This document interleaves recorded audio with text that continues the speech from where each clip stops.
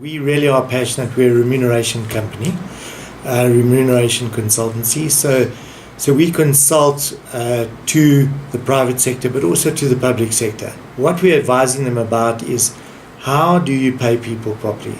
And obviously, if you pay people properly, there should be wealth creation. And we don't mean wealth creation in terms of that we all become Warren Buffett, although I'm sure we would want to do that. But just so that you can actually live a decent life.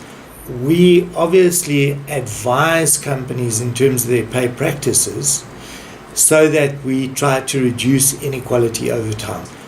Yeah. And I think the last thing I want to say just on that point, that a lot of people think inequality is between the CEO at the top and the poorest or the lowest paid person at the bottom.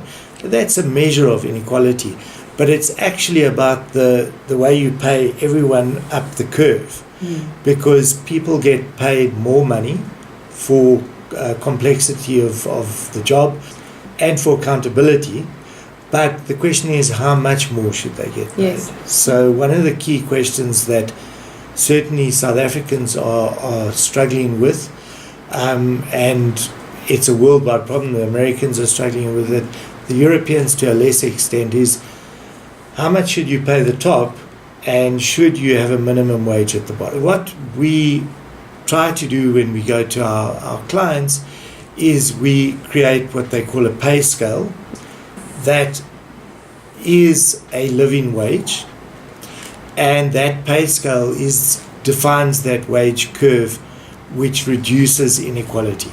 South Africa has been very focused on ownership in terms of transformation, which is not a bad thing, but without the skills, it's not going to be sustainable.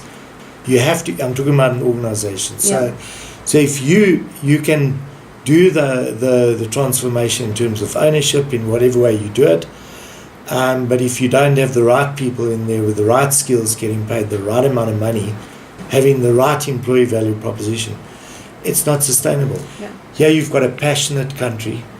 You've got a country that is putting a lot of effort into transformation. Yeah.